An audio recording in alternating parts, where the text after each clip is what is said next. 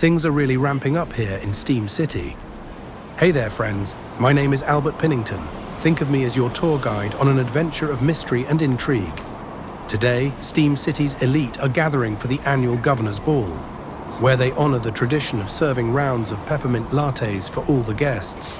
But stirring behind all the cups of coffee is a mystery, and Velvet Rose, one of Steam City's finest private investigators, has been called in to keep an eye on a few of our esteemed guests.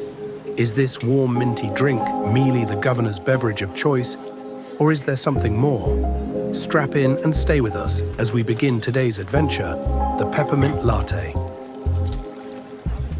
They say the heart of a mystery can often be found in the most unexpected places. For me, on this crisp evening, it was in the intricacies of a peppermint latte served at the Grand Governor's Ball, a concoction as enigmatic as the events that would soon unfold. My name is Velvet Rose, a private investigator with a penchant for finding trouble in the most opulent of settings. Tonight, the glittering ballroom was alive with the elegance of the steampunk elite. Brass gears and polished copper was traded in for top hats, tailcoats, and ball gowns, as attendees gracefully walk through the doors for the annual Governor's Ball. I was hired by the illustrious billionaire, Alistair Hawthorne, to uncover the truth behind his son's recent negligence toward their family empire. Young Maxwell Hawthorne, usually a paragon of ambition, had become a shadow of himself. The old man feared a distraction, perhaps one of the heart. As I watched the guests sip their peculiar peppermint lattes, my eyes landed on the trio at the centre of this intrigue. Maxwell himself, the mayor's daughter, Ilara Sterling, and the captivating journalist, Lila Quinn. Their laughter echoed across the hall, each sip of the minty brew seeming to weave a spell of secrets and desire. But beneath the veneer of laughter, I sensed a tension, a whisper of unspoken words and glances that lingered a moment too long. This was no ordinary gathering. It was a dance of deception, with the latte acting as the curious thread that tied them together. This is Charlie G. Woodson, reporting live for the Airship Radio Network. I'm here where Steam City's elite are gathering for the annual Governor's Ball. We have already had a few early arrivals like esteemed inventor Timothy Thomas, the illustrious billionaire Alistair Hawthorne and his son Maxwell, and Mayor Oswald and his daughter Ilara Sterling. If you recall, Mayor Oswald was in the hot seat with the residents of Emerald City after a prolonged boil water notice due to a controversial breakdown of their water purification system. And the person on everyone's mind tonight is beloved inventor Professor Amelia Getright, whose disappearance remains a mystery. I'll toss it back to the studio, where our very own Samantha and Dave will do a deep dive into some of the topics that are on everyone's mind. With live, in-depth team coverage of the Governor's Ball, I'm Charlie G. Woodson, and this is the Airship Radio Network. So we got this private investigator, Velvet Rose, and she's on a case to figure out what is going on with this guy, Maxwell Hawthorne. All right, and who is Maxwell Hawthorne? So he's like this... Rich kid. Yeah, exactly, like son of a billionaire. Like just total... Trust fund kid. Exactly. And something's up with him. He's like acting really weird. Okay, so classic setup so far. But here's where it gets interesting. Lay it on me. This whole thing takes place at the Governor's Ball. Like a super fancy party. Okay, so we've got Velvet Rose, our detective. Right. And then there's a couple of other key players, like Maxwell Hawthorne, the troubled heir, of course. Right. And then there's Ilara Sterling, the mayor's daughter. Ooh, political connections. Yeah, for sure. And I bet she's got secrets of her own. Oh, totally. And then there's this journalist, Lila Quinn. She's always seems to be right in the middle of things. Oh, she sounds interesting. Like a real truth seeker. Yes, exactly. Someone who's not afraid to dig for the truth. God, I love that. Oh, and we can't forget about the peppermint latte. Yes, the mysterious peppermint latte. This isn't just a random drink order. I feel like this latte is going to be important. Right, like Chekhov's gun. So is it poisoned?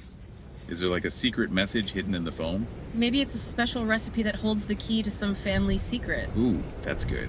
Or maybe it's just a red herring to throw us off the scent. So many possibilities. That's what I love about a good mystery. You never know what's really going on until the very end. So we've got this world of steampunk elegance and secrets, a private eye trying to uncover the truth, and this mysterious peppermint latte that could be anything.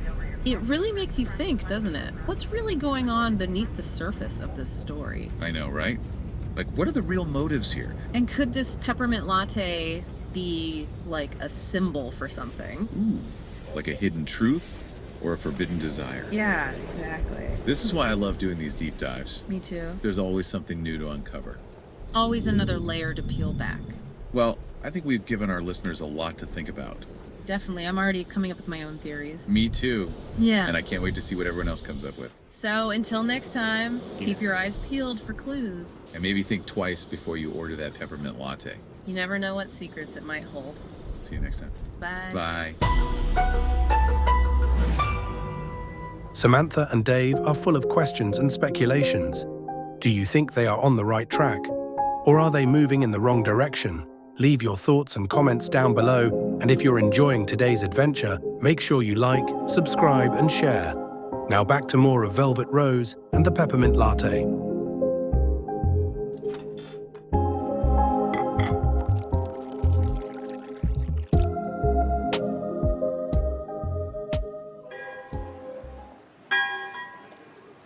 The clock struck 9, and I found myself tucked away in a shadowed corner of the ballroom.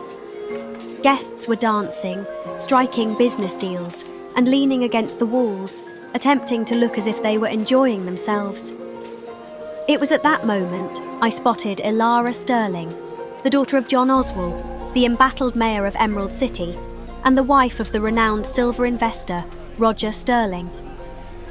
Given the controversy surrounding Mayor Oswald's mishandling of the Emerald City water crisis, the media was relentless in their pursuit of some scandalous revelation. The recent tabloid photos of Ilara and Maxwell, appearing to be on a date, were the tasty sip that the thirsty media had been longing for. In a room full of politicians and businessmen, Lila Quinn was one of the few invited guests from the journalism community. One could only wonder how many times she was confronted with questions about how those photos of Ilara and Maxwell leaked. As I sat there, contemplating possibilities, I overheard Ilara and Lila whispering in hushed tones. Their words were unclear, but the tension between them was unmistakable. An affair of the heart, perhaps? Or a leaked secret? I took a sip of my peppermint latte and set out to get some answers of my own. I approached Maxwell later, feigning interest in his family's latest mechanical marvel. A steam-powered automaton designed to brew the perfect cup of coffee. His eyes, a steely grey, held a flicker of something. Regret, maybe, or longing. Do you believe in fate, Miss Rose? How can a simple drink change the course of one's life? His words were cryptic, but they resonated with the undercurrent of the evening. I watched as his gaze wandered to Lila, her eyes meeting his with an intensity that told of unspoken promises and dangerous liaisons.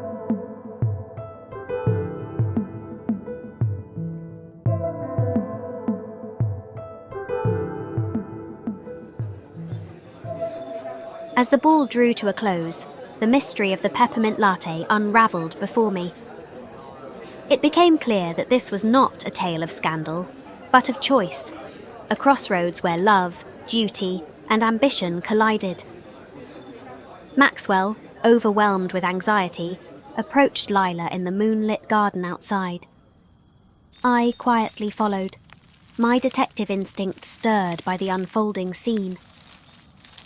As Maxwell paced nervously, he explained to Lila that the meeting with Ilara Sterling was a business arrangement orchestrated by his father and Mayor John Oswald.